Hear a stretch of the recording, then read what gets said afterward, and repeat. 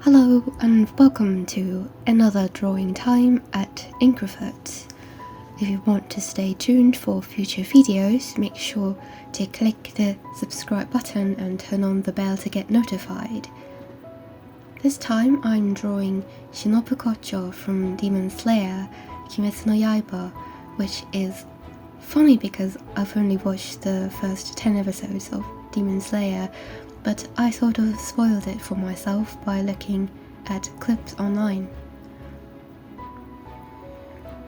Anyway, the whole real-time duration of this drawing is 8 hours approximately, I think. I spent the first hour thinking about the composition, tested it, and finally decided on this one.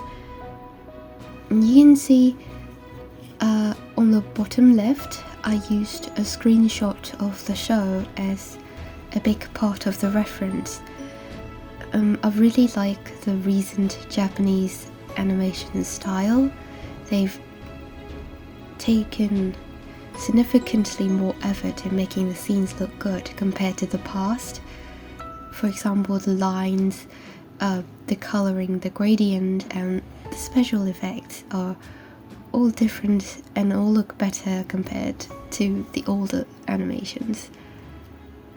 And even when I used the screenshot as a reference, I still have to take a while to think of the composition because the canvas, as you can see, is vertical and in A4 size to be precise.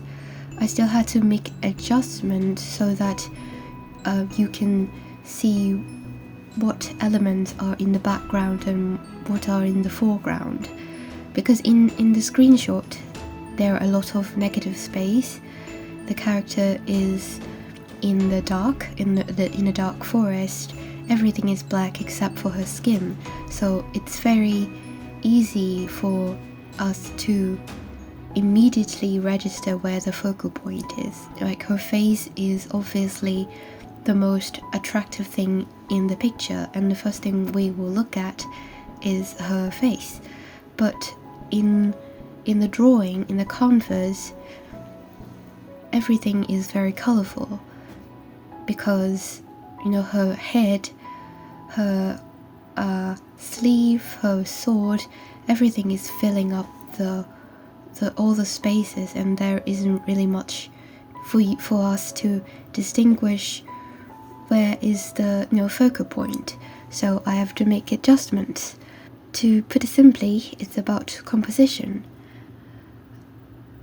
I didn't really understand the concept of composition at first. It took a long time for me to decipher what those composition diagrams mean. You know, when you search composition of drawings, for example, on Google, and the results, the images you'll get are pictures with arrows pointing from the left side of the canvas to the right, for example. And at first I didn't really understand what those arrows mean. Like, right, how do you define the arrows by looking at a picture? So it took me a long time to decipher them, but in actuality, composition is not that rigid. You don't actually have to follow those limited sets of composition you find online. For example, they will give you a list, but the fact is there are more ways to do than what is presented in that list. The important thing is to have a clear path for the audience's eyes. For example, you want people to look from the left side to the right side of the image, as I've said. Sometimes you want them to look from the top to the bottom. So here in this drawing, I wanted the focal point to be her eyes.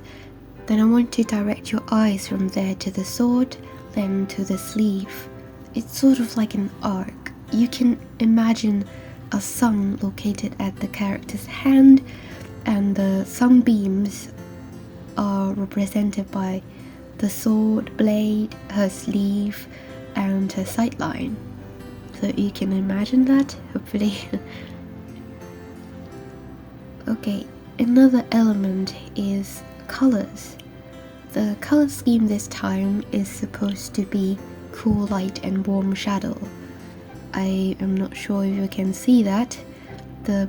Because her hair is purplish, and because her hair has a lot of purplish streaks, and purple is a traditionally cool color, I feel that I have to do the opposite for the elements at the back. That means use colors like yellow, a complementary color for the back. So that's why you can see the back of her head, and the butterfly head accessory thing is a bit yellowish.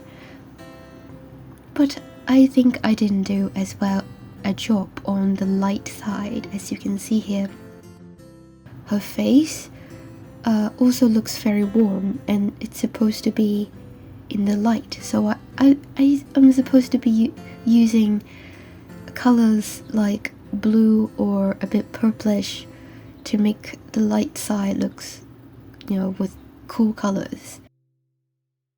I mentioned about color theory last video, in which I drew Nezuko, and if you're interested, the link is going to appear at the end of the video. You can click on it and check it out. But I remember I've only talked about it very briefly, so if you want to know in depth about color theory, I suggest you look for specific tutorials online, maybe on YouTube. They have whole video longer than 10 minutes just talking about color theory, and I think they're actually very helpful. This is actually the first time I attempted the cool light and warm shadow thing, because usually I do the cool shadow and warm light, so I struggled a lot in the process.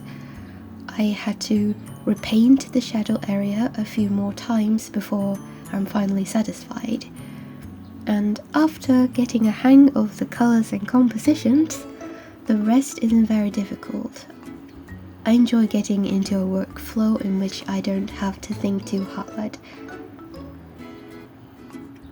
When you're in a workflow, time flies by very quickly, and then you also get progress in your drawing, but you don't have to suffer the impatience thinking about, when will this be done? I don't think I'm doing a good job, because workflow is about doing things in a flow. I don't have to think too hard about it. Alright, I sort of like this part, so I didn't sped it up as fast as the other part of the drawing process. I couldn't even see very clearly what the actual letters are in the screenshot, but I guess the letters are evil demons, if I translated it correctly. I don't know Japanese very well, but I know how to write traditional Chinese, and the traditional Chinese and Japanese kanji looked quite similar, so I can sort of guess their meaning by looking at kanji in a sentence. And one of the reasons I think that I can get into the workflow quite easily is that the style is somewhat clean and smooth feeling. I didn't have to add a lot of details in this style. I just smoothed out most of the sketchy areas and painted over the line work. The smooth style is also means that you don't have to download any brushes or make any brushes of your own. The textures are all very smooth, so what I used are just 2 default Photoshop brushes. I'm very glad I get to explore this style. My favorite thing about it is the lack of really dark colors, for example black or really dark brown. I can simply use a complementary color to show a different temperature or lighting, so overall it gives a warm, friendly look. And after adding some glowing butterflies, because that's Shinobu's element, the artwork is finished.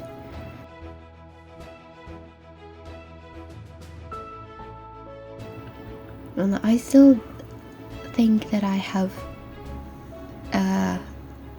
improvements to make in the future.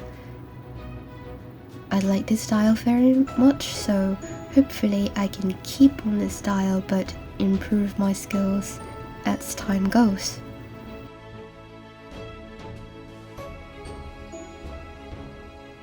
So hopefully you enjoyed this video. If you did, make sure to subscribe to INKroverts, and I'll meet you next video. See ya!